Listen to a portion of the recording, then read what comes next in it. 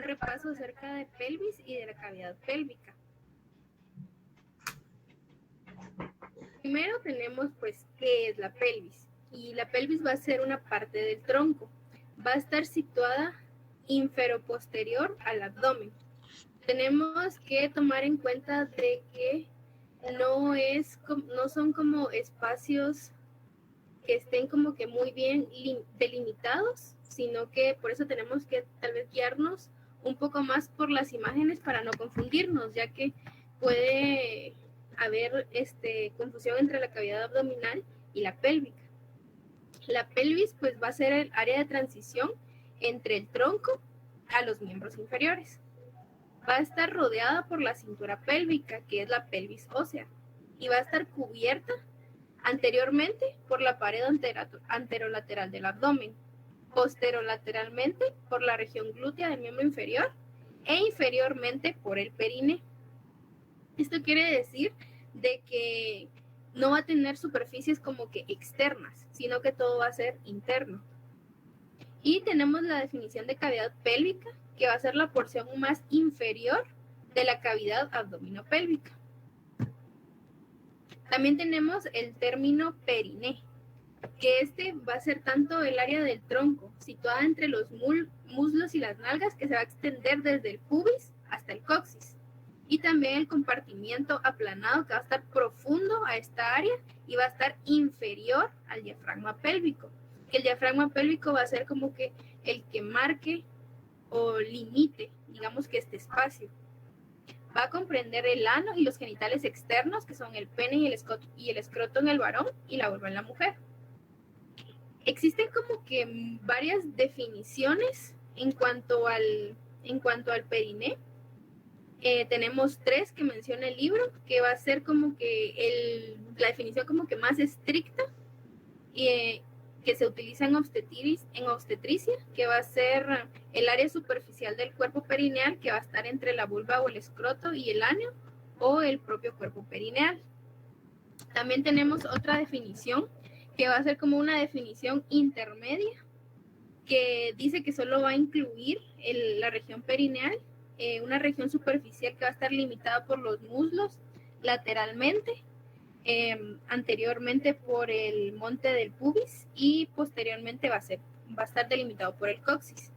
Y luego tenemos la definición que está como que más amplia y que se utiliza en terminología anatómica, que es la que tienen aquí, que dice que es la región del cuerpo que va a incluir todas las estructuras de los triángulos anal y urogenital, superficiales y profundos, que se van a extender hasta la fascia del diafragma pélvico. Como se dan cuenta, pues esto abarca prácticamente todo lo que está en esta área. Tenemos que la pelvis se va a dividir en pelvis mayor y en pelvis menor. La mayor va a ser la que está rodeada por la cintura abdominopélvica y van a estar aquí las vísceras abdominales inferiores. Mientras que en la pelvis menor, pues va a estar rodeada por la parte inferior de la cintura pélvica, y esto le va a dar como que un marco a la cavidad pélvica y al periné.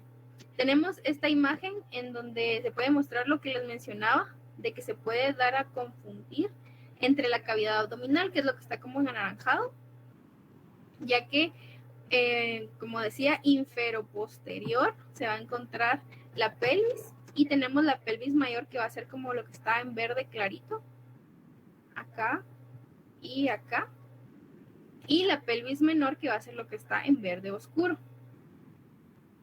Si se dan cuenta, aquí en esta imagen tenemos el diafragma pélvico, que es lo que se mencionaba, de que va a formar como que un límite entre la cavidad pélvica y el periné. Entonces esto es un dato importante, que está dividido, o sea, delimitado por el diafragma pélvico.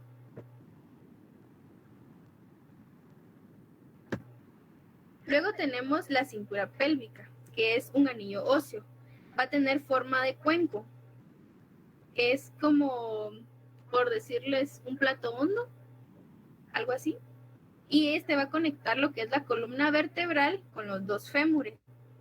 Y va a ser muy fuerte y rígida, ya que es necesario que sea de esta forma porque tiene que soportar todo el peso, que es lo que se menciona entre las funciones que tiene la cintura pélvica, que es resistir el peso de la parte superior del cuerpo.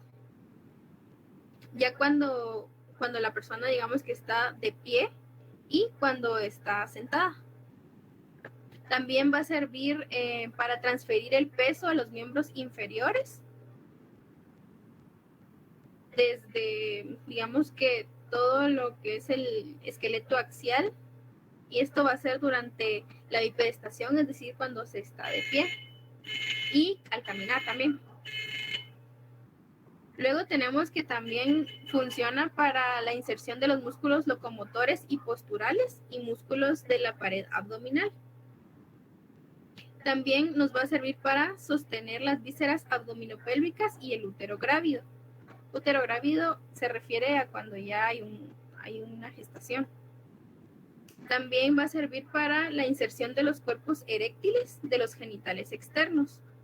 Y va a servir para la inserción de los músculos y membranas que van a formar lo que es el suelo de la pelvis.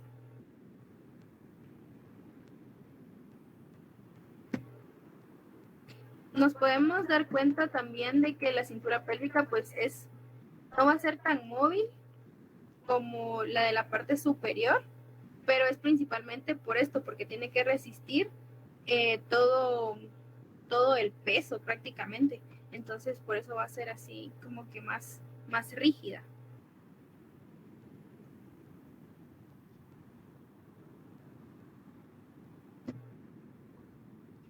Vamos a iniciar con los huesos y las características de la pelvis ósea. Digamos que en los adultos o en individuos que ya no están en fase de crecimiento, va a estar formado por los huesos coxales derecho e izquierdo, que a su vez pues van a estar formados por tres, que son el ilion, isquion y pubis, y también por el sacro, que el sacro está formado por la fusión de 5 vértebras sacras. Las caras internas, mediales o pélvicas de los huesos coxales van a limitar la pelvis y van a formar las paredes laterales, o sea, de que van a contener, digamos que a la pelvis. Y sus caras externas van a dar inserción a los músculos, como ya vamos a ver más adelante. Entonces, para recordar, caras internas, mediales, o también se les puede llamar pélvicas, van a servir de límite y van a formar lo que son las paredes. Y como mencionábamos de que todo lo que va a estar en la pelvis va a ser interno, entonces va a estar contenido en estas caras. Y externo, pues va a servir de inserción. Los huesos coxales se van a unir anteriormente por la sínfisis del pubis y posteriormente se van a unir al sacro por articulaciones sacroiliacas.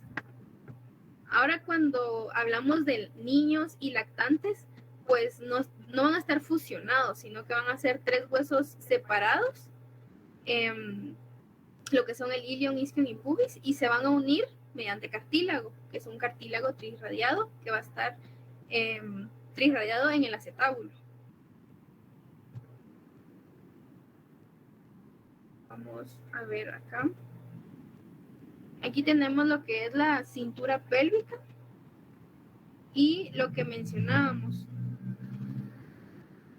de que aquí adentro van a estar contenidos, digamos que los órganos y todas estas estructuras, mientras que aquí afuera va a servir de inserción para los músculos. A ver.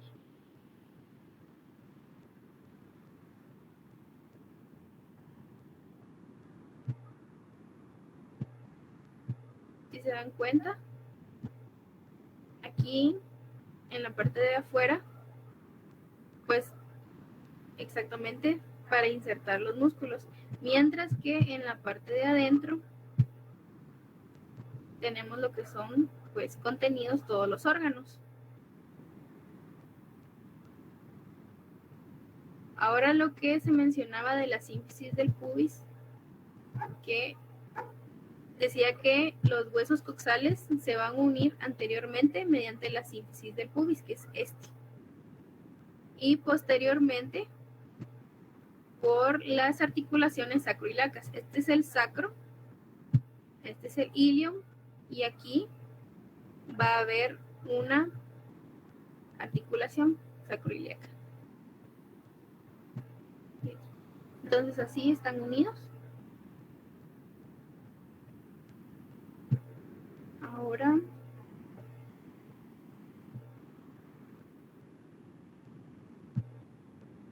continuemos acá con el ilium, que esta va a tener una conformación que va a tener columnas, alas y cuerpo. La parte superior aplanada y en forma de abanico del hueso coxal. Vamos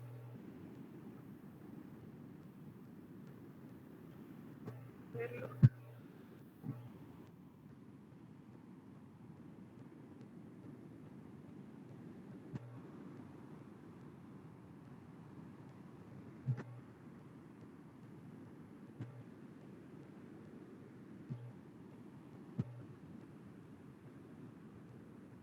Bueno, tenemos este, va a ser el ilium, y va a ser la parte, como dice, aplanada, si se dan cuenta. Va a estar plana y va a tener forma de abanico, que podemos observarlo acá. El ala del ilium es esta parte. Esta parte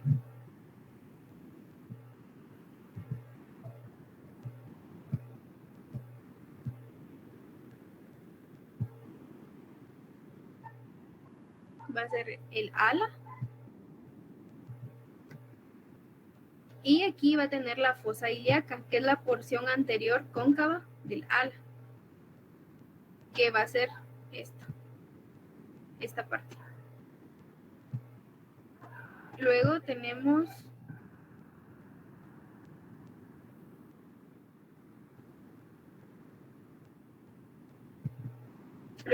lo que es el cuerpo del ilium, que va a ser como el mango del abanico.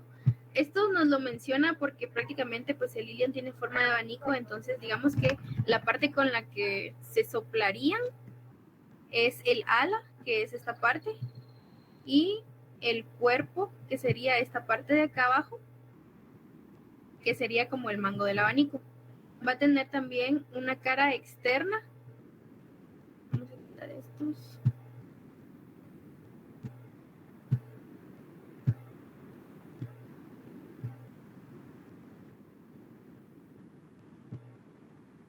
Bueno, tenemos una cara externa que va a formar la parte superior del acetábulo. El acetábulo es esta parte que está acá y es donde se articula con el fémur. ¿Qué sería esto acá? Este es el acetábulo y se dan cuenta, pues está formado por una parte de los 3 huesos que forman el hueso coxal. Entonces, tenemos la cara externa nuevamente, que es la parte superior del acetábulo. Luego está la cresta ilíaca, que va a ser como el borde del abanico. Luego tenemos la espina ilíaca anterior superior, la espina ilíaca posterior superior, y vamos a tener la cara sacropelviana del ilium, que posteriormente va a tener una cara auricular, que esta es para articularse y va a ser una articulación sinovial, y la tuberosidad ilíaca para la articulación sindesmótica. Vamos a ver acá, en esta imagen se ve como que claro. Entonces tenemos aquí la cresta ilíaca, que como decía, pues va a ser el borde de lo que sería como el abanico, todo esto. Tenemos la espina ilíaca anterior superior, que sería esta. Luego tenemos la cara sacropelviana del ilium.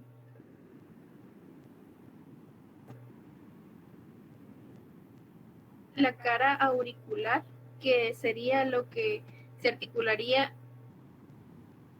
la articulación sinovial. Y aquí se ve la cara auricular, que sería esta, y la tuberosidad. Entonces tenemos acá, se puede observar mejor lo que es la fosa, lo que mencionábamos de la cresta, la espina ilíaca anterior inferior, la anterior superior y la espina ilíaca posterior superior.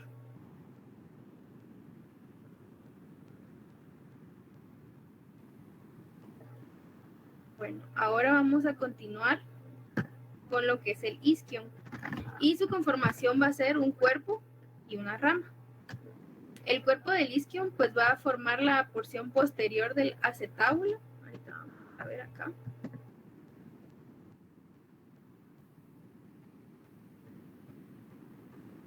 Tenemos el ilion y el isquion.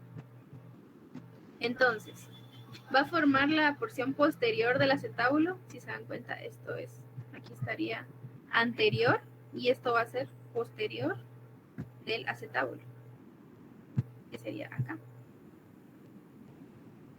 Luego tenemos la rama del isquion, que va a formar lo que es el foramen obturado, que sería esta parte de acá abajo.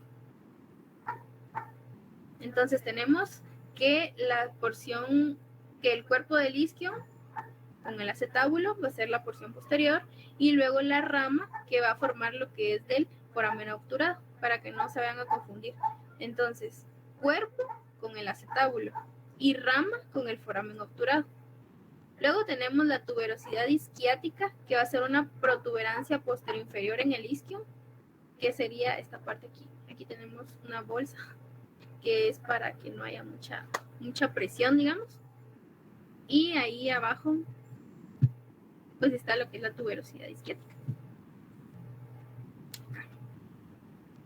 Luego tenemos la espina isquiática, que va a ser una pequeña proyección puntiaguda posterior que va a estar cercana a la unión de la rama y el cuerpo. Luego tenemos la incisura isquiática menor, que va a ser una concavidad entre la espina isquiática y la tuberosidad isquiática.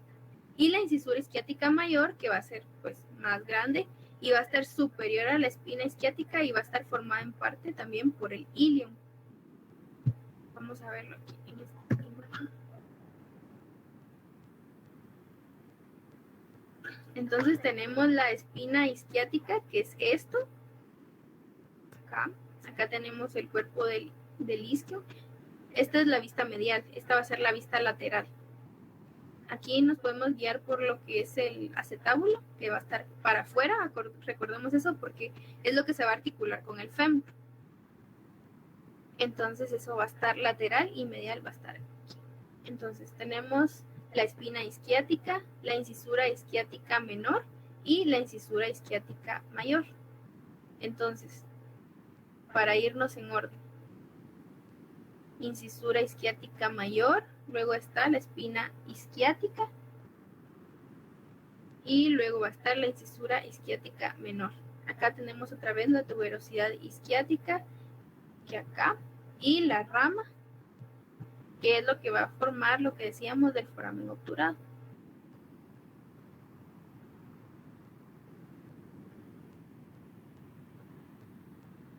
Ahora tenemos lo que es el pubis. Este va a tener un cuerpo, una rama superior y una inferior. Va a ser un hueso angulado. Va a tener una rama superior, que va a ser la porción anterior del acetábulo.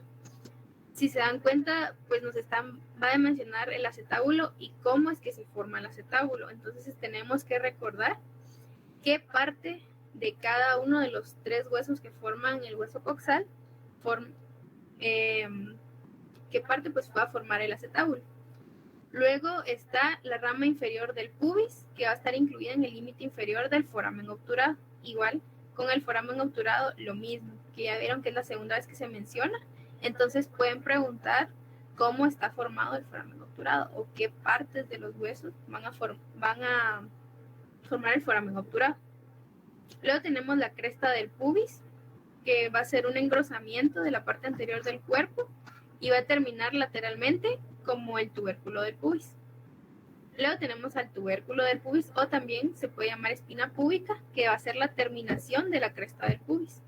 Y vamos a tener el pecten del pubis o cresta pectínea, como siempre les recomiendo aprenderse los dos nombres, porque pueden preguntárselo de cualquiera de las dos maneras y se pueden quedar como en la luna, como de que qué es eso. Tal vez sí lo saben, pero lo conocen con el otro nombre.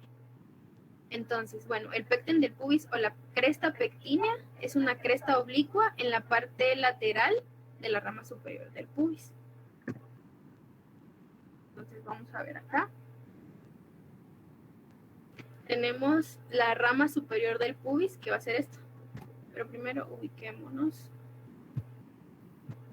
en donde está el pubis. Este va a ser el pubis.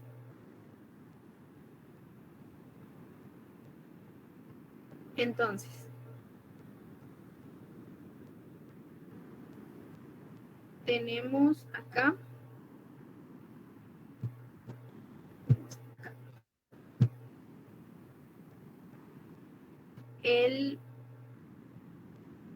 la rama superior del pubis, que va a ser esta.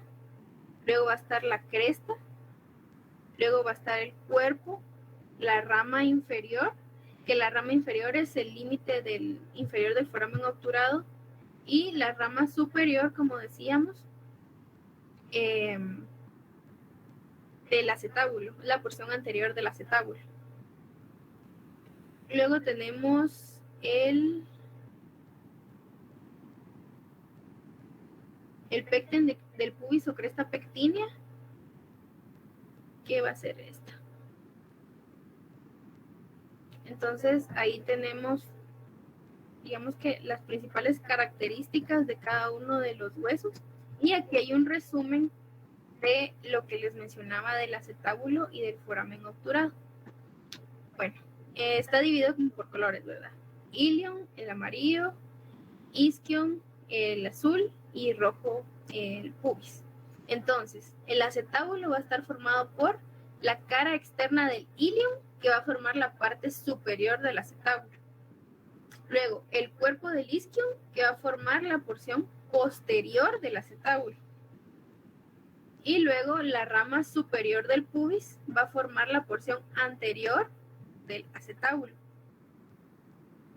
Ahora, en cuanto al foramen obturado, vamos a tener que estar formado únicamente por el isquion y por el pubis. No se van a confundir de agregar también el ilion, porque el ilion aquí no tiene nada.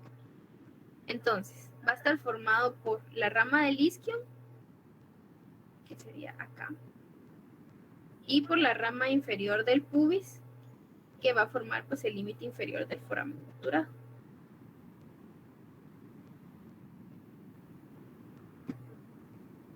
Entonces repasemos acá.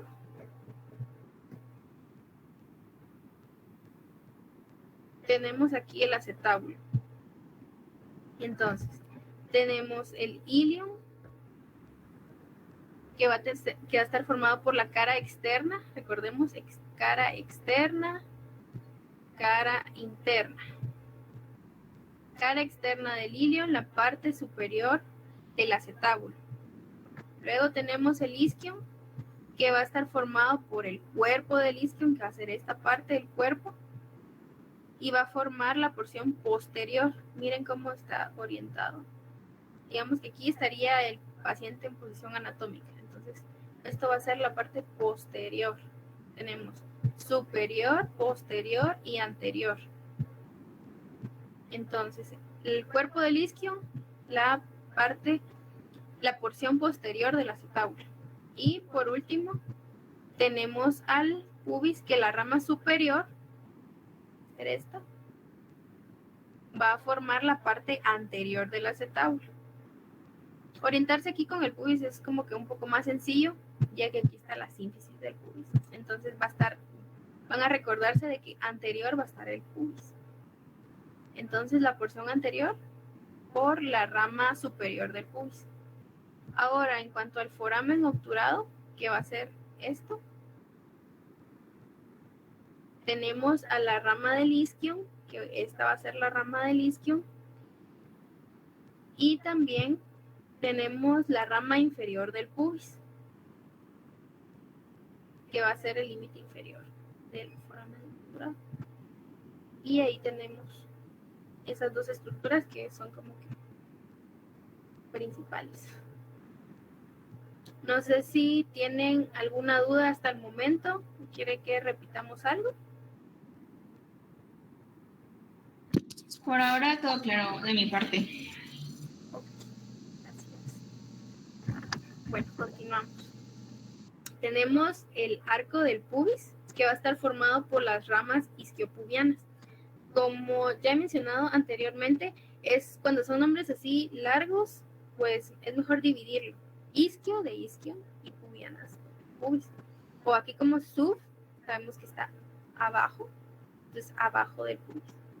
Entonces tenemos el arco del pubis, que va a estar formado por las ramas isquiopubianas. Las ramas isquiopubianas pues van a ser inferiores del pubis y del isquion unidas. Y se van a unir en la sínfisis del pubis, que sería esto.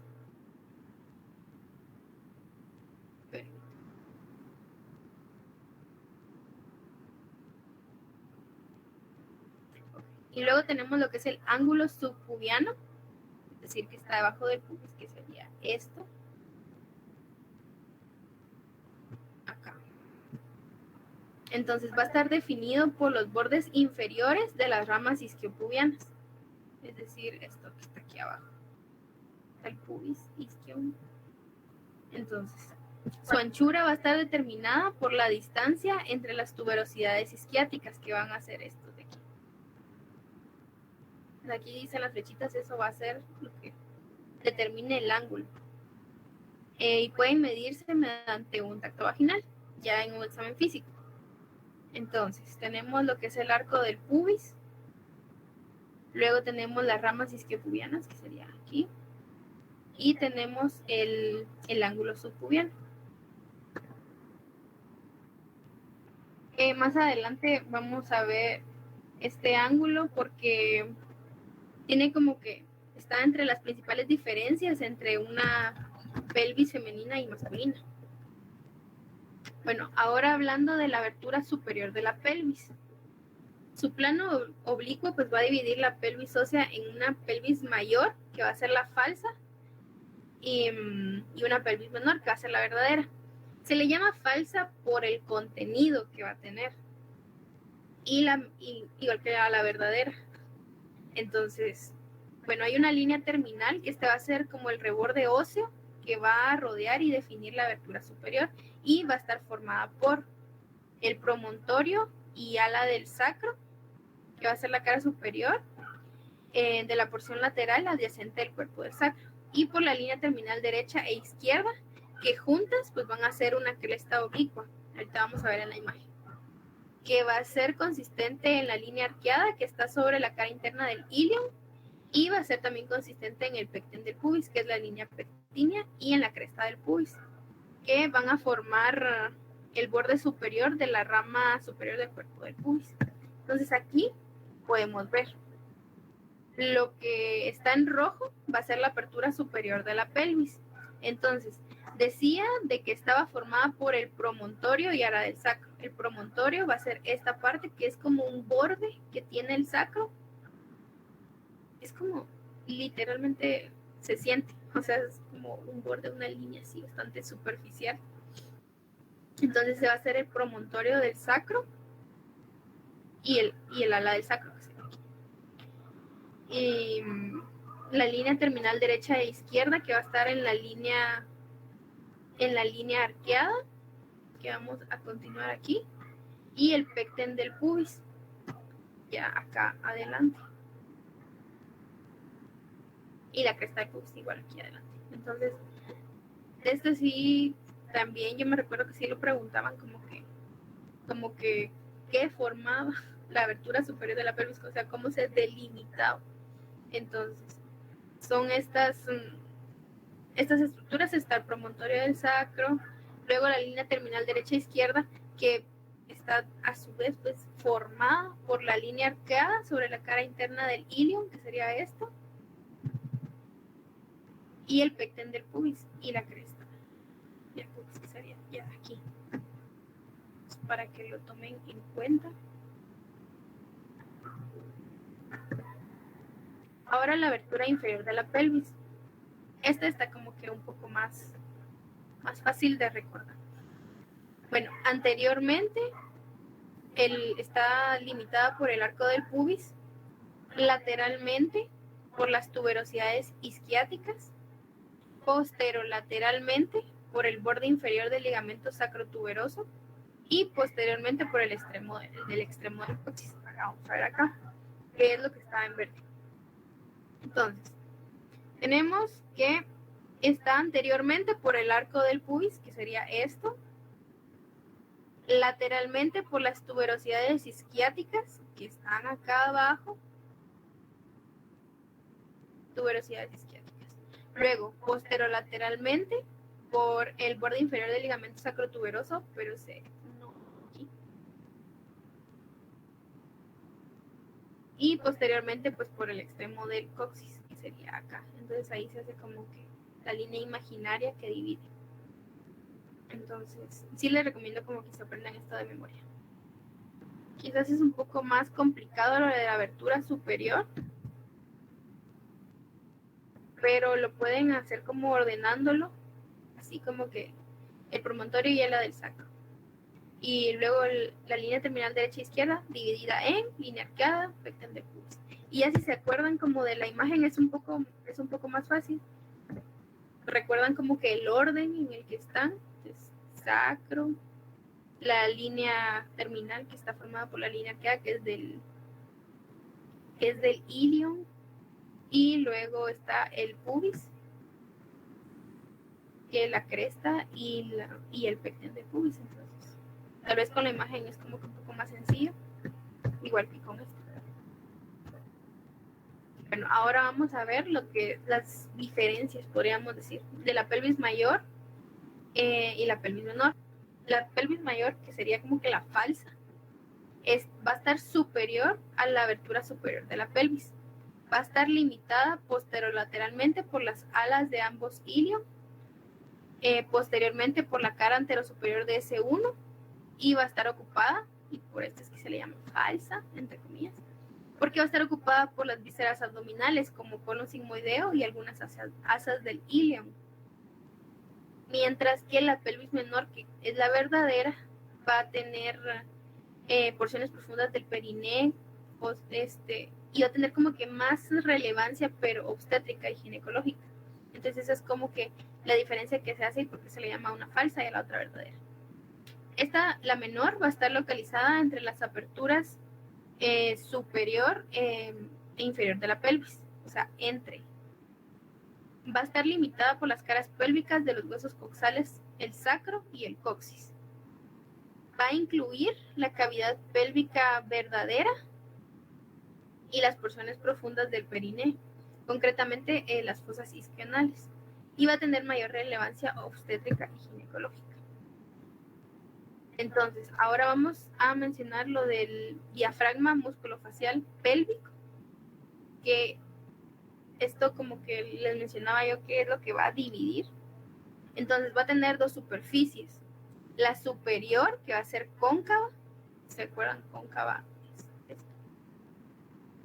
Y va a formar el suelo de la cavidad pélvica verdadera. Y va a ser más profunda centralmente, como les mencioné, es una curva.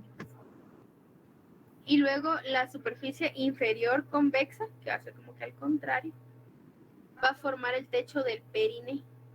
Entonces, si se dan cuenta, esto ya está más para abajo. Va a estar aplanada centralmente y profunda periféricamente. Así, al revés. Sus partes laterales, que son las fosas isquionales, se van a extender hacia arriba hasta entrar en la pelvis menor. Más que todo es como el límite, podríamos decir, lo que separa. Ahora tenemos lo que les mencionaba, de que van a haber diferencias entre una pelvis masculina y una femenina. Esto pues principalmente se va a dar por las funciones que tengan como cada uno, o sea, las funciones que son diferentes.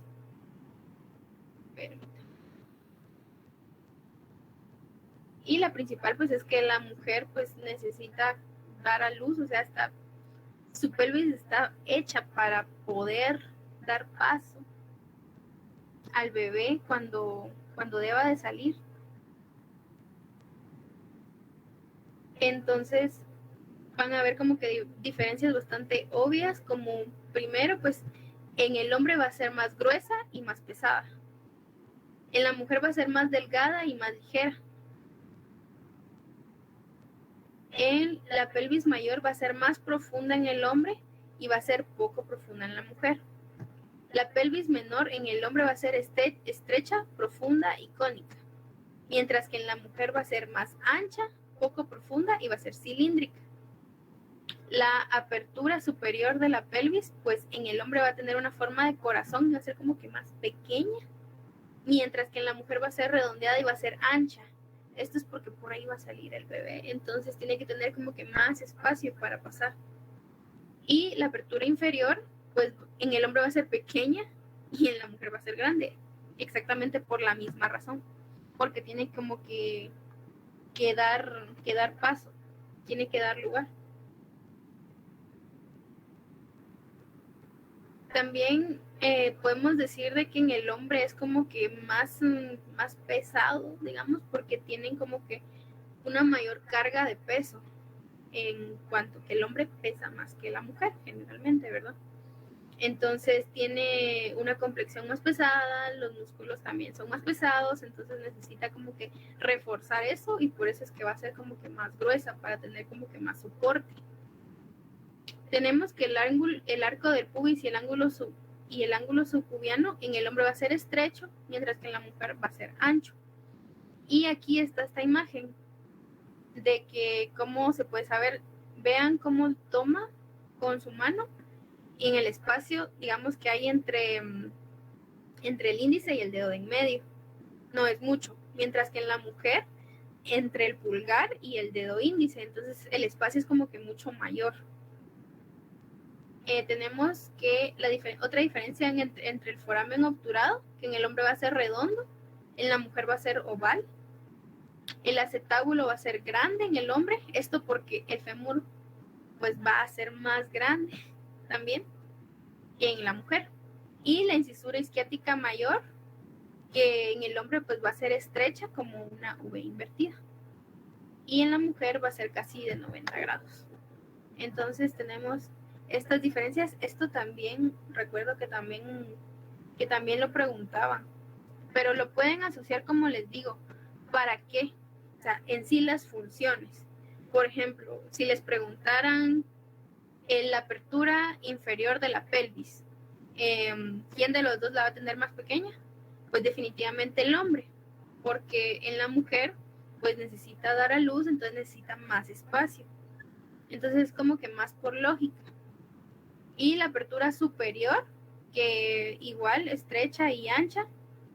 Luego tenemos el acetábulo, como les mencionaba. Pues que en el hombre va a ser más grande y en la mujer va a ser más pequeño. Disculpen.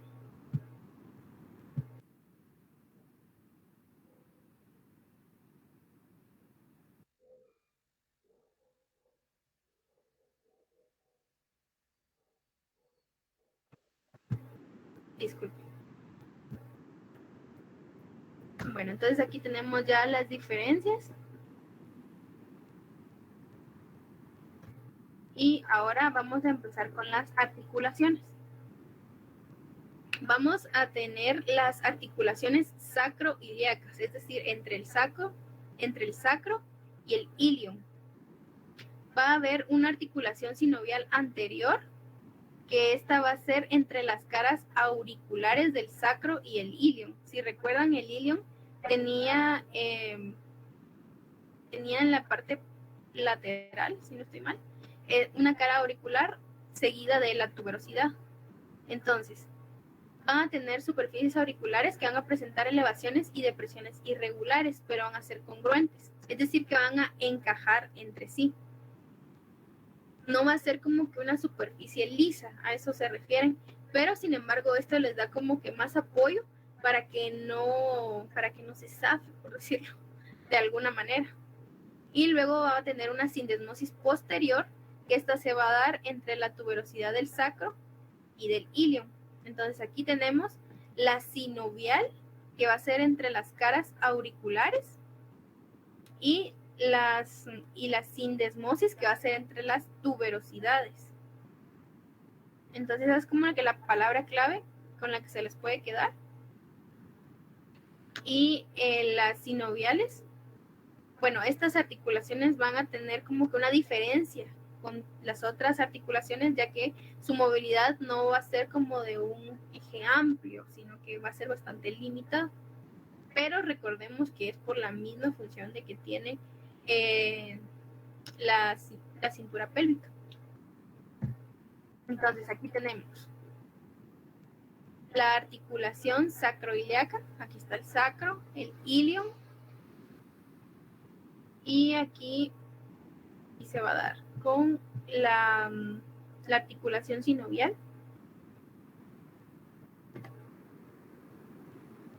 Y posteriormente va a estar la sindesmosis.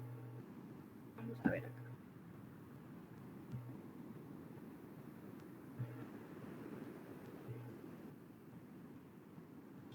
Creo que se puede observar un poco mejor.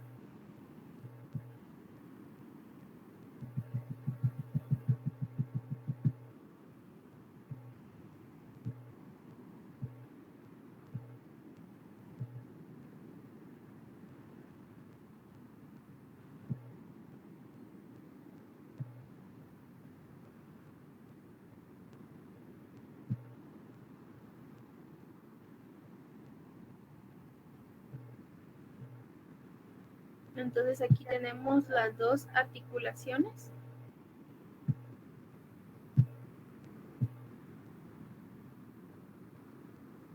Entre el ilion y el sacro, que están aquí las dos.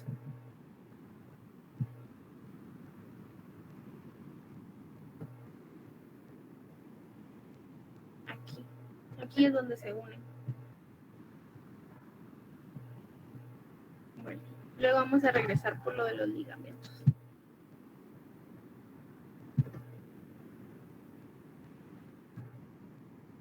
Aquí está lo de los ligamentos sacroiliacos, es decir, que están relacionados con esta articulación. A través de estos ligamentos el peso se va a transferir del esqueleto axial a los ilions. Luego en bipedestación, pues este peso va a pasar a los fémures, y en sedestación pasa a las tuberosidades isquiáticas. O sea que las tuberosidades isquiáticas van a recibir el peso mientras estamos sentados. Tenemos los ligamentos sacroiliacos posteriores e interóseos, que mediante ellos el sacro está suspendido entre los huesos ilíacos y va a estar firmemente unidos a ellos. Luego tenemos los ligamentos sacroiliacos anteriores, que estos van a ser delgados y van a formar parte anterior de la cápsula fibrosa de la porción sinovial de la articulación.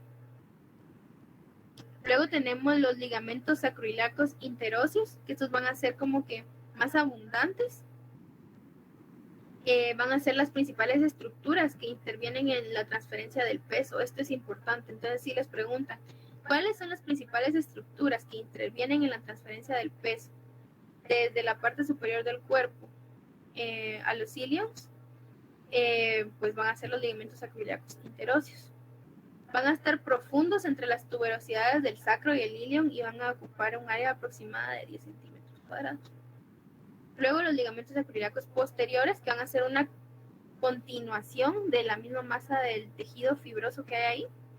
Y inferiormente, pues van a recibir fibras que se van a extender desde el borde posterior de los ilions hasta la base del coxis.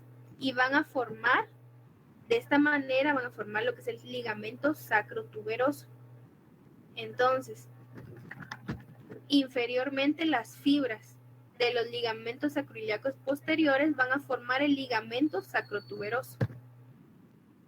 Aquí tenemos esta imagen, que aquí podemos ver los ligamentos sacroiliacos posteriores, que van a estar acá, los interóseos, que van a estar acá, y los sacroiliacos anteriores.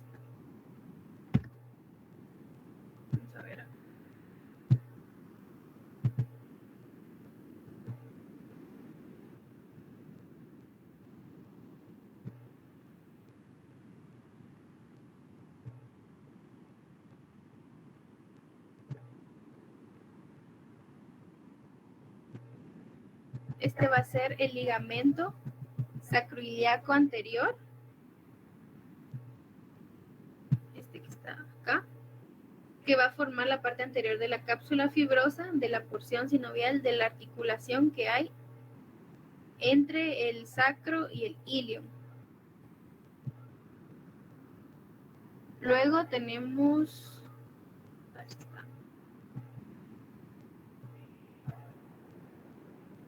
los sacroiliacos posteriores, que van a ser estos,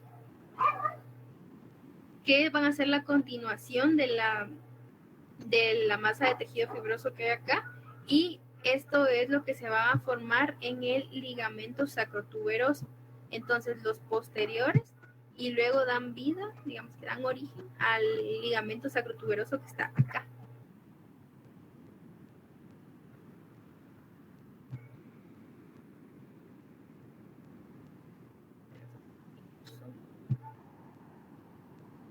Continuando,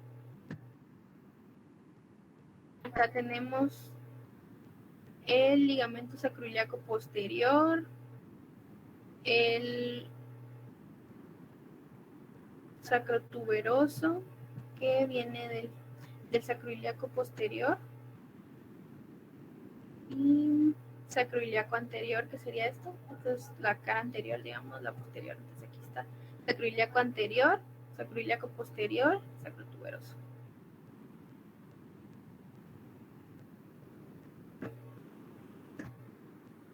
Bueno, ahora tenemos los ligamentos iliolumbares, que estos van a servir como ligamentos auxiliares. Luego tenemos el ligamento sacrotuberoso, que va a pasar desde el ilion posterior y el sacrocoxis laterales hasta la tuberosidad isquiática. Por eso se llama tuberoso, porque va hasta la tuberosidad isquiática. Entonces va del sacro, ilion posterior y el coxis hasta la tuberosidad isquiática. Y esto es importantísimo, porque la característica principal, digamos, que la que más se menciona, va a ser que va a transformar la incisura isquiática del hueso coxal en el foramen isquiático. Ahorita vamos a ver en la imagen. Y luego tenemos el ligamento sacroespinoso, que va a pasar desde el sacro y el coxis lateral hasta la espina isquiática. Por eso espinoso. Y va a dividir el foramen, esta otra característica, divide el foramen isquiático que formó el sacrotuberoso y lo va a dividir en un foramen isquiático mayor y en uno menor. Entonces vamos a ver esto.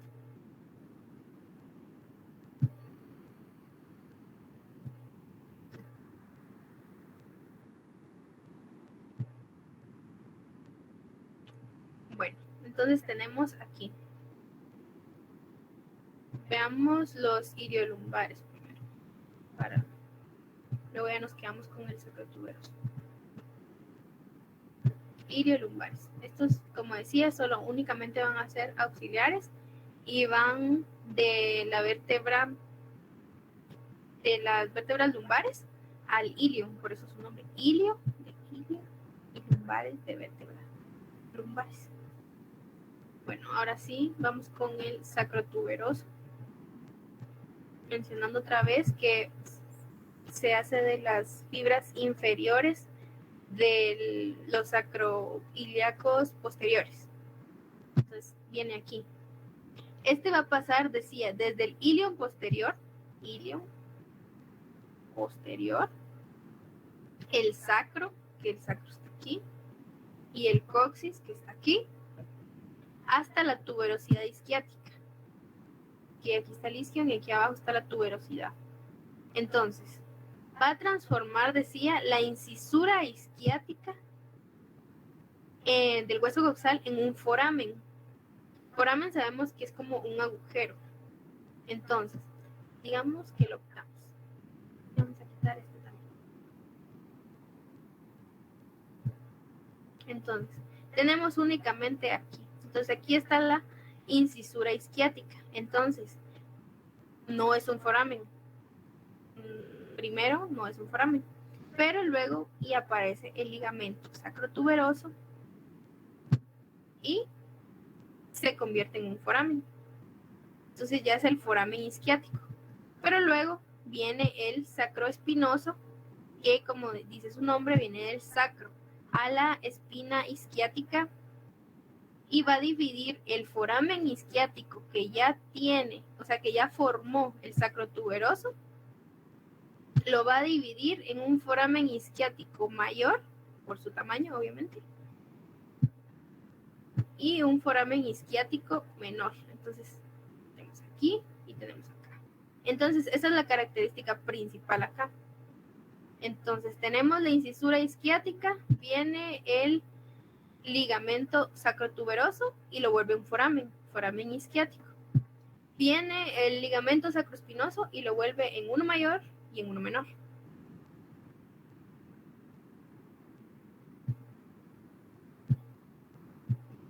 Continuando. Creo que aquí ya quedó claro. Aquí se ve también en la imagen. Aquí está el sacroespinoso y el sacrotuberoso. Creo que se ve mejor en el otro.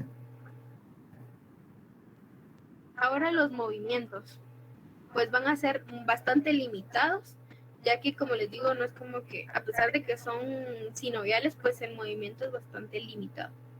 Entonces, va a estar limitado por los huesos que están articulados y por los ligamentos, que si se dan cuenta como que dan bastante soporte para que no, o sea, para que sea muy poco posible que suceda algo ahí con esos, o sea, por mucho peso o algo así, entonces tienen que dar mucho soporte. Los movimientos que van a ver pues es de deslizamiento y de rotación, pero la rotación del sacro superior va a ser resistida por los ligamentos sacrotuberoso y sacroespinoso, o sea, estos le van a dar como que más soporte y van a anclar el extremo inferior del sacro al isquio.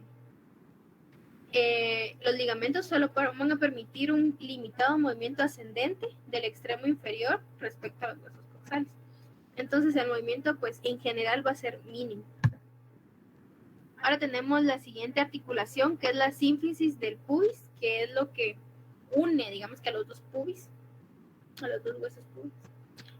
Va a ser cartilaginosa secundaria, va a estar formada por los discos fibroso cartilaginoso interpúbico. Este va a ser más ancho en la mujer, nuevamente por motivos reproductivos, y por ligamentos circundantes que van a unir el pubis en el plano medio. Estos ligamentos pues van a engrosar los bordes superior e inferior y van a formar el ligamento superior del pubis. Aquí están bien fáciles los nombres, superior e inferior. Entonces el superior va a conectar las caras superiores y el disco interpúbico y se va a extender hasta los tubérculos del pubis. Y el ligamento inferior va a ser un grueso arco de fibras que va a conectar las caras inferiores de los componentes de la articulación. Entonces, si se dan cuenta aquí, es bastante lógico. Ligamento superior, caras superiores. Ligamento inferior, caras inferiores. Y va a redondear el ángulo subpubiano cuando forma el vértice en el arco del pubis. Ahorita vamos a ver. Está reforzada la sínfisis del pubis por fibras decruzadas de las inserciones tendinosas de los músculos recto del abdomen y oblicuo externo del abdomen. Entonces aquí, más que todo, aprenderse los dos nombres de los músculos. El recto del abdomen y el oblicuo externo del abdomen. Como vemos aquí está el disco, aquí está el ligamento superior y aquí está el ligamento inferior. Si se dan cuenta, está lo que mencionaba de que lo redondeaba, porque está como arqueado, por eso, arqueado. Y ahora tenemos las articulaciones lumbosacras, que van de las lumbares al sacro. Va a haber una articulación intervertebral que va a estar formada por un disco entre las vértebras L5 y S1, que se van a articular anteriormente. Entonces, anteriormente va a ser una articulación intervertebral y va a haber una articulación cigapoficiaria posteriormente. Esta va a ser entre los procesos articulares de las vértebras L5 y S1. O sea que estas dos articulaciones se van a dar entre las vértebras. Solo que el sacro, como ya sabemos, se fusionó. Entonces, tenemos acá, que sería la L5, y aquí que sería el sacro. Entonces tenemos la siga apofisiaria, que sería en esta parte, que son los procesos articulares, acá. Posteriormente y anteriormente, que sería una articulación intervertebral, que sería acá. Aquí está el disco, aquí está L5 y de S1 a S5, que es el sacro. Entonces tenemos, recordemos, anteriormente va a ser una intervertebral, va a haber un disco, mientras que posteriormente va a ser una siga apofisiaria y va a ser de los procesos articulares, que serían aquí. Bueno, ahora tenemos los ligamentos iliolumbares, que van a tener forma de abanico, que estos ya los habíamos visto. ¿Son estos iliolumbares? Sí. Van a tener forma de abanico y van a irradiar de los procesos transversos de L5, que sería aquí, L5, a ambos iliones, que serían aquí. Entonces tenemos aquí iliolumbar, ilion, L5, procesos transversos. Eso es lo que une. Bueno, entonces también otra cosa importante es de que las caras articulares de S1, que sería aquí, van a estar como orientadas de posterior a medial, o sea, posteromedial, mientras que las de L5 van a estar al contrario.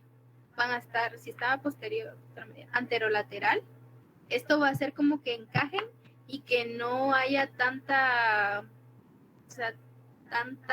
probabilidad de que se salga de su lugar.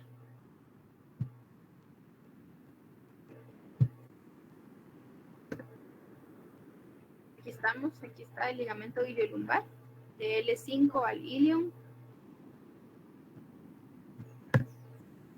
Luego tenemos la articulación sacrocoxígea, nuevamente el nombre del sacro al coxis. Va a ser cartilaginosa secundaria con un disco intervertebral. El fibrocartílago y los ligamentos se van a unir al vértice del sacro a la base del coxis. Y van a ser importantes los ligamentos sacrocoxígeo anterior y posterior.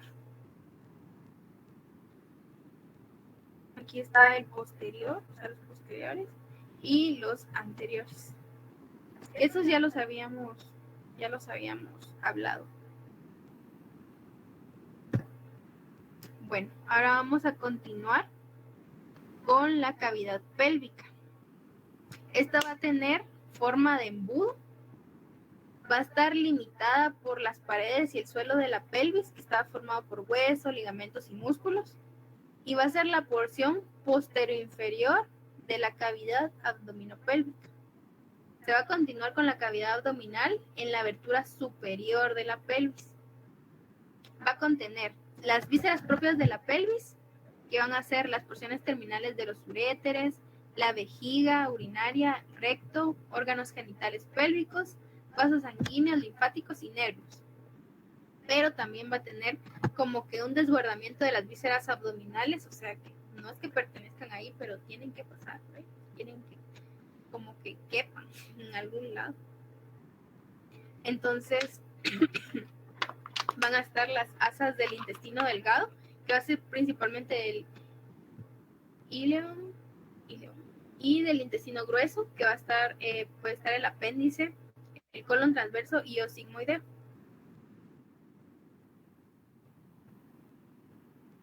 Ahora los límites.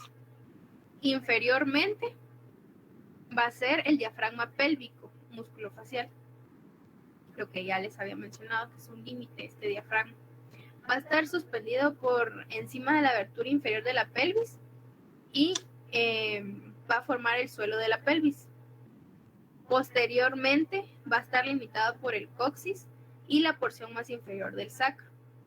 La parte superior del sacro va a formar pero una especie de techo sobre únicamente la mitad posterior de la cavidad. Entonces, importante nuevamente, el límite inferior de la cavidad pélvica, el diafragma pélvico. Ahora, la cavidad pélvica va a tener una pared anteroinferior 2 paredes laterales, una pared posterior y un suelo. Ahora, aquí vemos en esta imagen la pared anteroinferior, que es lo que está en verde. Hay 2 laterales, que son los que están en azul, y la pared posterior superior. Luego va a estar el suelo, que va a ser el diafragma pélvico. Nuevamente lo mencionamos.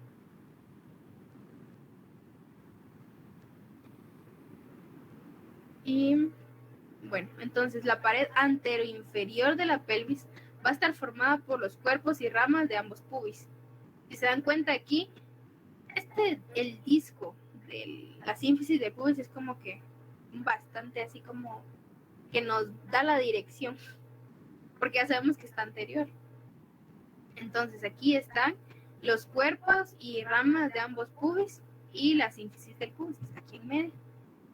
Esta pared pues va a participar en el sostén de la vejiga urinaria y que va a tener pues más función como suelo que como un tipo de sostén. Ahora las paredes laterales van a ser los huesos coxales derecho e izquierdo y van a tener un foramen obturado que va a estar cerrado por la membrana obturatriz. Entonces, ahora tenemos los músculos obturadores internos. Si se dan cuenta, todos tienen como que el nombre similar. Foramen obturado, membrana obturatriz, obturadores internos. Bueno, entonces los obturadores internos van a cubrir y van a servir como una almohadilla a las paredes laterales. Sus fibras van a atravesar el foramen isquiático menor y las superficies mediales de los obturadores internos van a estar cubiertas por la fascia obturatriz. También va a haber un arco tendinoso que va a ser un engrosamiento central de la fascia obturatriz y este va a dar como una fijación al diafragma pélvico.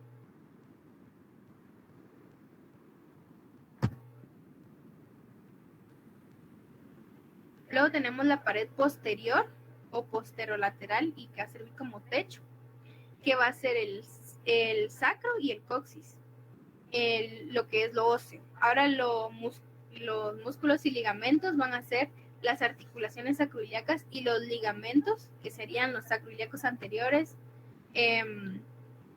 el sacroespinoso y sacrotuberoso, y los músculos piriformes. Los músculos piriformes, estos pues van a tener su origen en el sacro superior, van a ser lateralmente a los forámenes pélvicos, van a tener un recorrido así lateral y van a salir de la pelvis menor por el foramen isquiático mayor. Aquí tengan cuidado porque aquí se mencionaba el músculo obturador interno y que atravesaba el foramen isquiático menor. Pero aquí el piriforme atraviesa el foramen isquiático mayor. Entonces, bueno, se van a insertar en el borde superior del trocánter mayor del fémur y van a ocupar gran parte del foramen isquiático mayor. Van a formar paredes posterolaterales de la cavidad pélvica y van a ser profundos a ellos van a estar los nervios del plexo sacro. Por eso es de que si este músculo se llega a irritar, puede causar mucho dolor porque está presionando los nervios. Entonces, por eso. Ahora, en el borde inferior va a tener una hendidura que va a permitir que pasen estructuras vasculonerviosas entre la pelvis y el periné y también para el miembro inferior. Vamos a ver acá. Para que lo...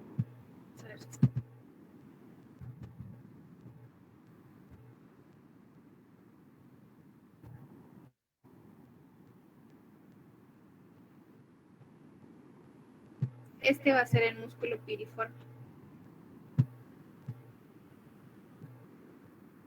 Entonces, si se dan cuenta, como decía, pues está insertado en el trocánter del fémur, si no estoy mal.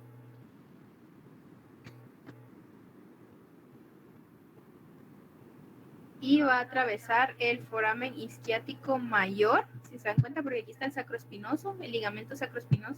Entonces va a atravesar el foramen isquiático mayor. Y vamos a ver nervios. ¿Se dan cuenta? Aquí va el nervio isquiático y aquí va a estar el plexo sacro, si se dan cuenta.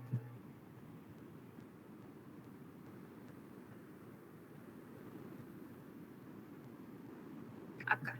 Entonces, como mencionaba, pues van a pasar profundos a este músculo. Entonces aquí tenemos al piriforme. Entonces, como decía, el origen es en el sacro superior, lateralmente a los forámenes pélvicos. Aquí. Y aquí está el sacro, lateral a los forámenes que están aquí. Entonces ahí va el piriforme. Ahora busquemos el obturador interno para el camino.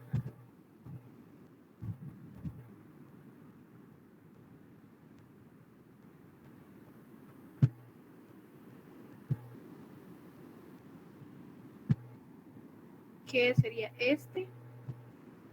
Entonces pasa por el foramen isquiático menor.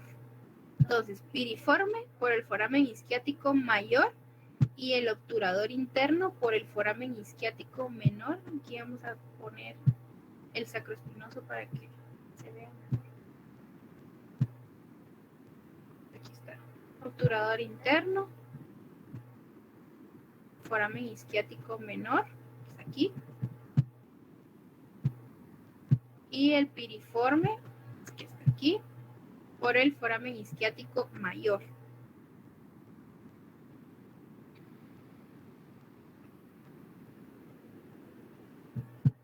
Ahora vamos a ver.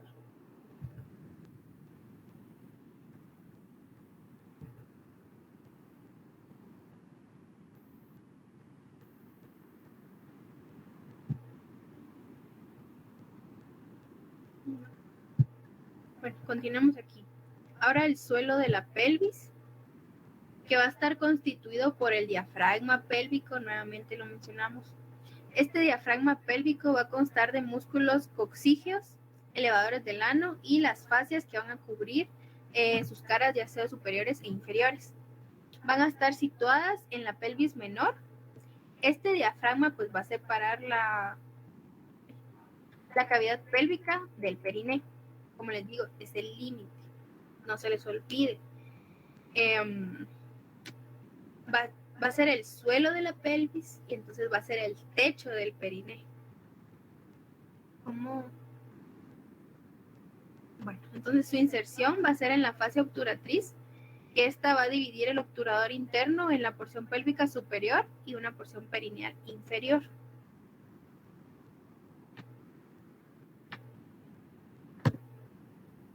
Tenemos, como ya mencionaba, cómo está formado el diafragma pélvico. Va a tener músculos coxígeos. Estos van a tener origen en las caras laterales del sacro inferior y del coxis.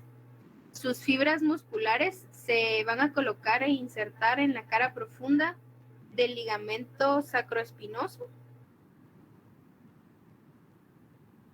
Luego tenemos el elevador del ano, que va a ser una amplia lámina muscular que va a ser la parte más grande y más importante del suelo de la pelvis. Entonces, si les dicen la porción más grande e importante del suelo de la pelvis, va a ser el elevador del ano. Anteriormente va a estar insertada en ambos pubis. Posteriormente se va a insertar en las espinas isquiáticas. A cada lado se va a insertar en el arco tendinoso del músculo elevador del ano, que va a ser un engrosamiento de la fascia obturatriz, como ya lo habíamos mencionado. Entonces, si les dicen de dónde se forma el arco tendinoso del músculo elevador del ano, es un engrosamiento de la fascia obturatriz. Este arco tendinoso va a dar inserción anterolateral al músculo elevador del ano. Luego va a estar el hiato urogenital. Este va a ser una hendidura anterior entre los bordes mediales de los músculos elevadores del ano de cada lado, y su principal función es que por ahí va a pasar la uretra y en las mujeres pues también la vagina. Tenemos una imagen que no se ve también, pero bueno. Aquí tenemos lo que es el hiato urogenital, que es por donde decíamos que pasa la uretra y pasa en las mujeres la vagina. Aquí está la uretra. Luego tenemos aquí el elevador del ano, que aquí están sus partes: pubo prostático, pubo vaginal, pubo rectal. Y luego está el iliococcigio y el coccigio. Entonces va como en orden: el elevador del ano, luego el iliococcigio y luego el coccigio. Porque tienen que aprenderse como que el orden de anterior. Bueno.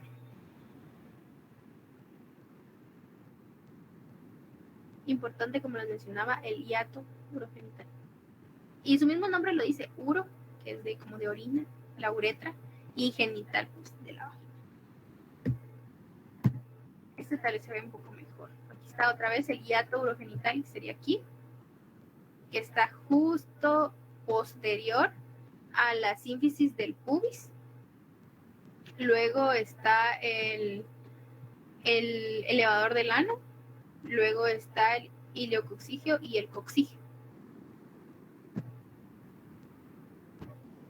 Tenemos entonces las porciones del elevador del ano nuevamente.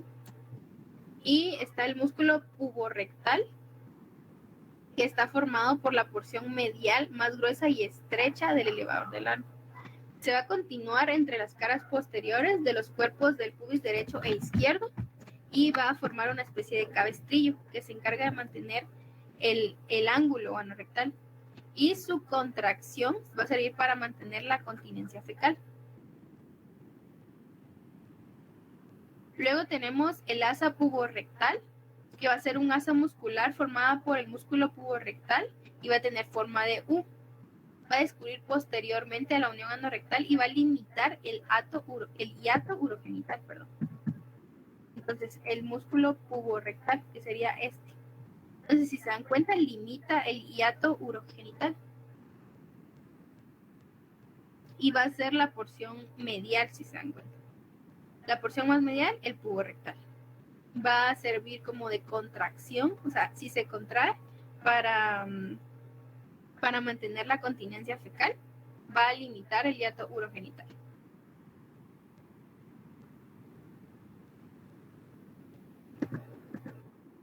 Bueno, ahora tenemos el pubococcigio, pubo de pubis, coccigio de coxis, que va a ser la porción intermedia. Va a ser más ancha, pero va a ser más delgada.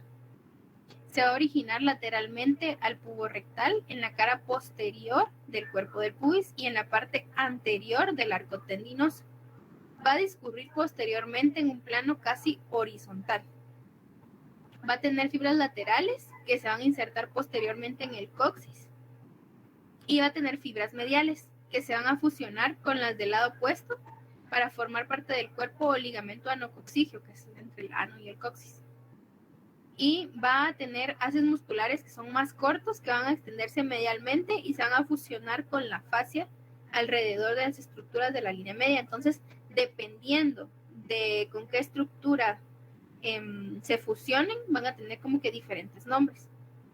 Entonces, estos haces, por ejemplo, del pubis a la vagina en la mujer, pubo vaginal. En el hombre, del pubis a la próstata, entonces pubo prostático. Pubo perineal, del pubis al área perineal, y pubo anal, del pubis al ano. Sus mismos nombres, o sea, como que lo dice.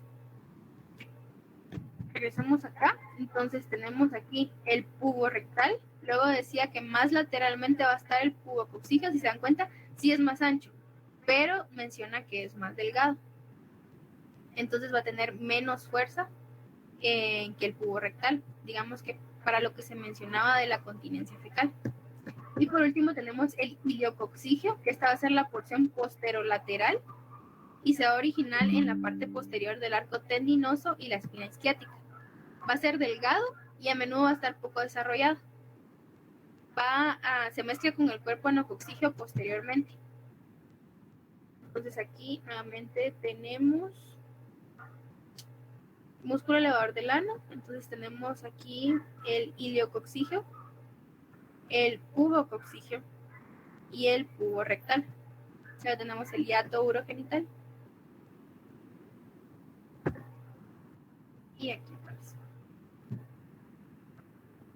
Esto era lo que se mencionaba en el cubo rectal, de que se forma como un asa, que decía que el asa estaba formada por el músculo puborectal y iba a tener como una forma de U.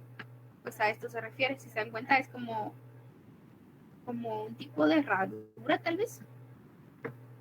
Entonces va a discurrir posteriormente a la unión anorrectal, que sería aquí, el ano con el recto. Y va a limitar el hiato urogenital, que en este caso estaría pues aquí en medio, desde otro punto de vista. Bueno, ahora tenemos lo que es el peritoneo y la cavidad peritoneal de la pelvis. Entonces, el peritoneo parietal va a tapizar la cavidad abdominal, pero se va a continuar inferiormente hacia el interior de la cavidad pélvica, pero no va a alcanzar el suelo de la pelvis. Va a estar como que reflejado hacia las vísceras pélvicas, pero va a mantenerse separado del suelo pélvico por estas mismas vísceras y por la fascia pélvica. Entonces es importante de que las vísceras pélvicas no van a estar envueltas por completo por peritoneo, sino que se van a encontrar como que inferior. O sea, en la mayoría no van a estar envueltas por peritoneo. Únicamente sus caras superiores y superolaterales. Hagan de cuenta, como que tienen una silla y le colocan una sábana encima, algo así. Entonces no va a estar como que cubierto todo, pero sí va a tener como que la parte superior. Y se menciona que las tubas uterinas son intraperitoneales y van a estar suspendidas por un mesenterio, es como que una excepción. Y los ovarios van a estar cubiertos, pero no por peritoneo, sino que por un epitelio germinal. Luego está la capa areolar laxa, que es adiposa, que va a estar entre la fascia transversal y el peritoneo parietal de la porción inferior de la pared anterolateral del abdomen. Esta capa va a permitir de que la vejiga se expanda, digamos cuando se llena de orina. Bueno, en las mujeres se va a encontrar una fosa supravesical que va a estar reflejada sobre la cara superior de la vejiga. Luego tenemos el fondo de saco rectouterino o el saco de Douglas. Este se va a formar entre el útero y el recto, por eso rectouterino. La parte media pues va a ser la prolongación más inferior de la cavidad peritoneal y a los lados, digamos que están las fosas pararectales. Para significa como que entonces van a hacer estas extensiones a cada lado del recto. También van a haber pliegues rectouterinos que van a ser unas crestas prominentes formadas por los ligamentos faciales y van a delimitar los límites, y van a definir los límites laterales de las fosas pararectales. También va a estar el ligamento ancho, que estos van a como que a cubrir las tubas uterinas, los ovarios, los ligamentos del ovario y los ligamentos del útero, los ligamentos anchos. Entonces, el ligamento ancho del útero va a ser un pliegue, sí va a ser de peritoneo, va a ser doble, que se va a ir extendiendo a medida que el peritoneo va a pasar hacia arriba y sobre el útero. Entonces, este ligamento va a estar entre el útero y la pared lateral de la pelvis a cada lado y va a formar una separación entre las fosas paravesicales y las fosas pararectales.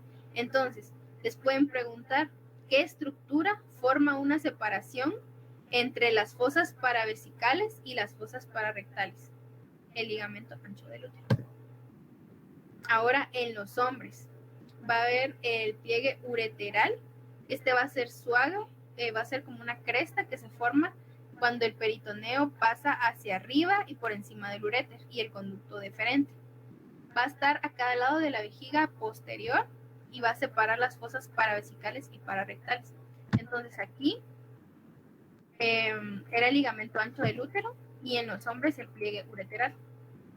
Y va a ser, como dice, es el equivalente masculino del ligamento ancho.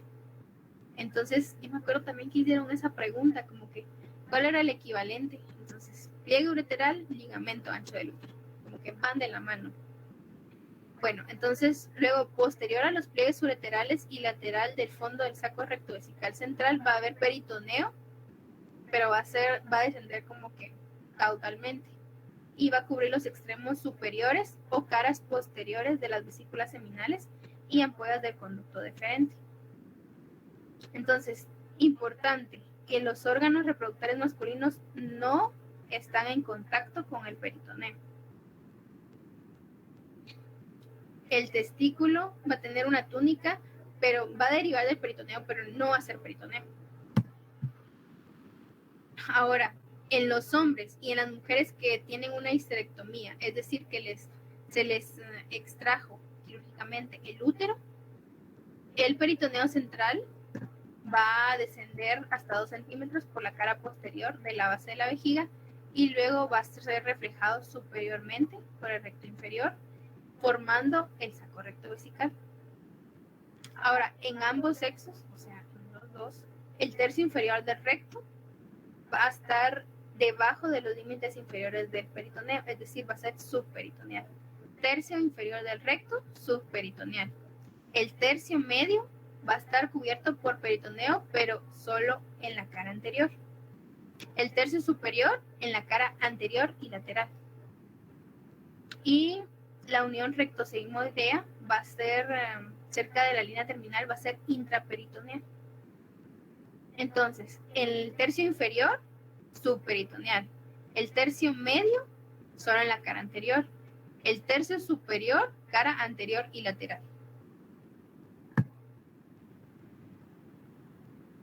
Bueno, el peritoneo parietal va a tapizar la cavidad abdominal. Va a continuar inferiormente a la cavidad pélvica, pero no va a alcanzar el suelo de la pelvis. Eso es importante. Si les colocan que el peritoneo parietal cubre el suelo de la pelvis, eso es falso. Se refleja sobre las vísceras pélvicas y va a estar separado del suelo pélvico por estas mismas vísceras y por la fascia. Entonces, las vísceras pélvicas no están envueltas por completo por peritoneo. Generalmente van a estar inferiores al peritoneo. Esta imagen es importante. Yo les recomiendo más que todo de que la repasen y de que vayan leyendo y viendo los numeritos, porque esto del peritoneo es como que de mucha imaginación. Entonces, yo siento que con las imágenes es como que más se pueden guiar de mejor manera. Es esta imagen con esta tablita. Porque como se menciona, pues en la mujer está el útero. Entonces va a ser diferente cómo recubre el peritoneo en el hombre y en la mujer. Entonces, por eso les digo de que es mejor que lo repasen de esta manera. O sea, van leyendo, por ejemplo, en la mujer, que sería acá, número 1, el peritoneo va a descender por la pared anterior del abdomen.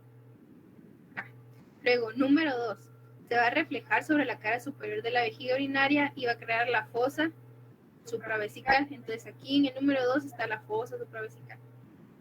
Entonces, de esta manera siento yo que es un poco más fácil de comprender, ya que, como les digo, es de mucha imaginación, no es como que todo sea cuadrado, sino que tiene muchos como espacios.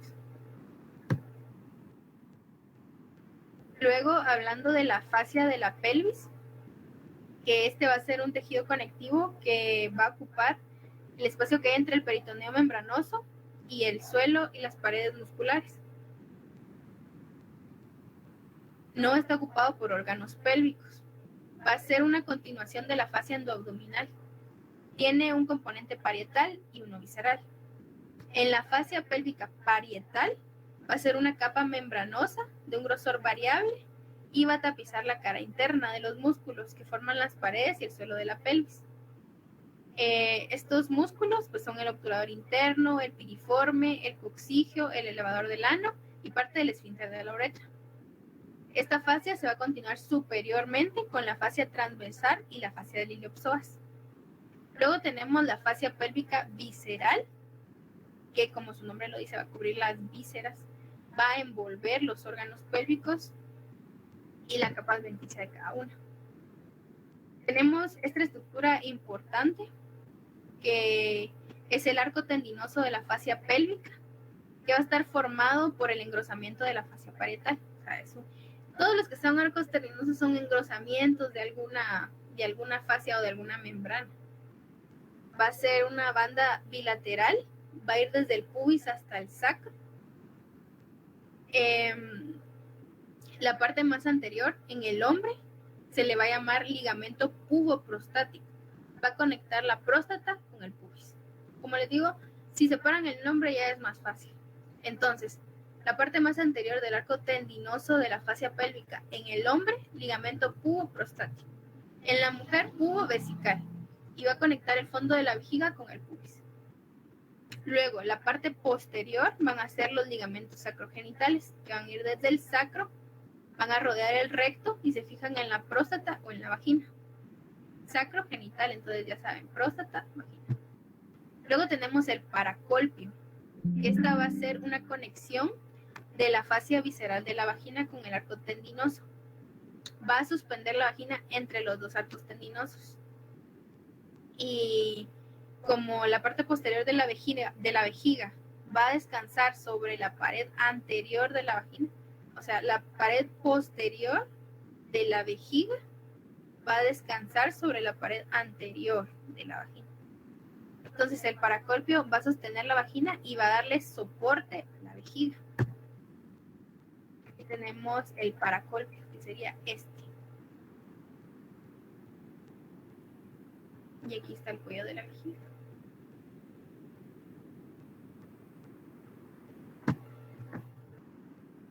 Igual acá.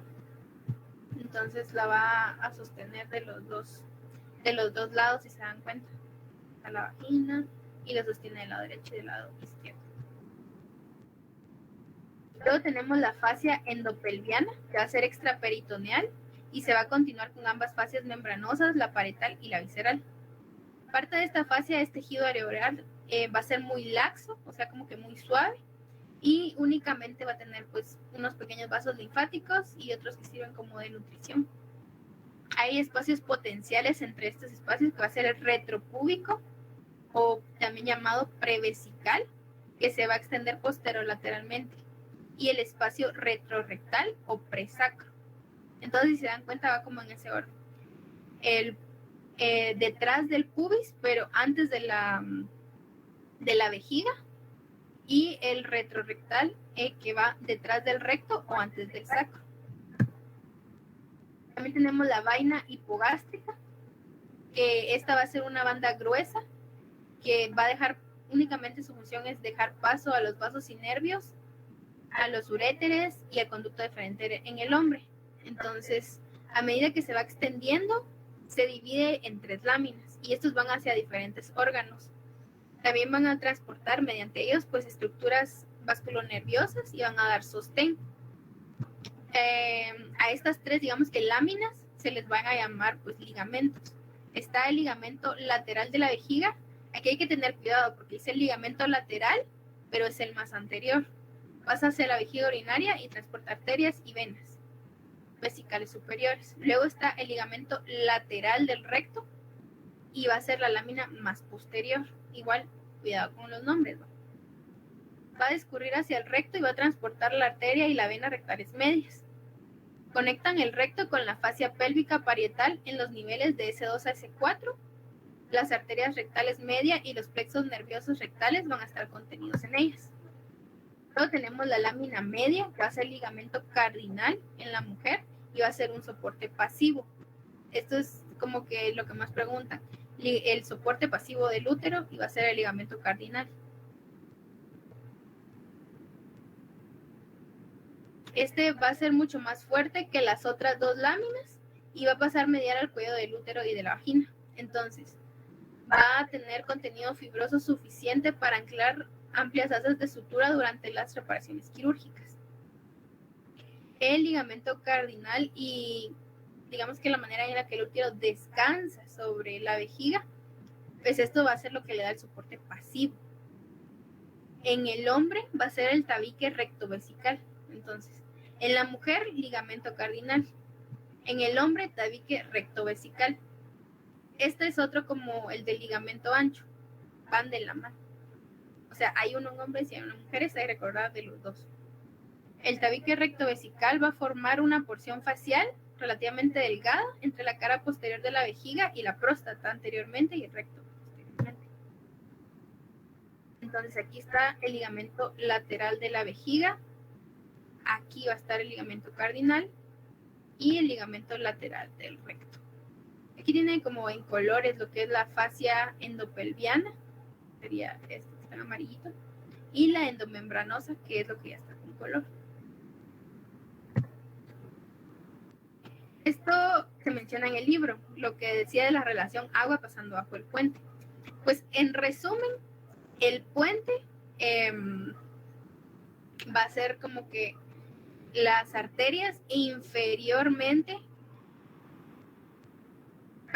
las arterias van a pasar por encima y los uréteres van a pasar por debajo. Entonces a eso es a lo que se refiere. Y esto es útil más que todo quirúrgico. Luego están los músculos perineales, que este va a ser el soporte dinámico del útero. Entonces ya tenemos el soporte pasivo y el dinámico. Cuando los músculos perineales se contraen, aumenta la presión intraabdominal. En el tejido conectivo laxo, superior al diafragma pélvico, va a haber un espacio que se llama espacio pelvirrectal, que va a ser un espacio potencial y va a ser de importancia quirúrgica. Va a estar dividido por los ligamentos laterales del recto, en los espacios rectouterino en la mujer o rectovesical en el hombre, y anteriores y en los espacios retrorectales. Entonces, resumen: soporte dinámico del útero, músculos perineales; soporte pasivo, ligamento cardinal. Y nuevamente tenemos aquí la imagen. Y eso sería todo por hoy. No sé si tienen dudas. Igual les voy a dejar esta presentación, solo les voy a arreglar unos errores que vi por ahí. Más que todo que se me fueron algunas letras. Y lo voy a subir a la carpeta de Drive por si la desean utilizar como un repaso. Muchas gracias.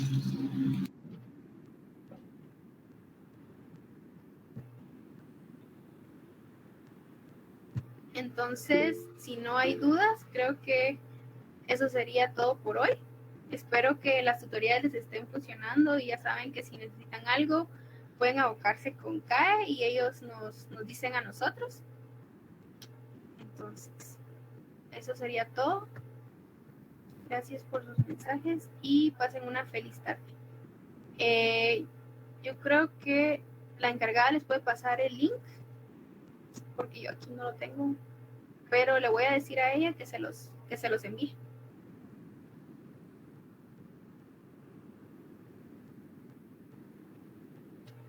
Gracias, feliz noche. Bueno,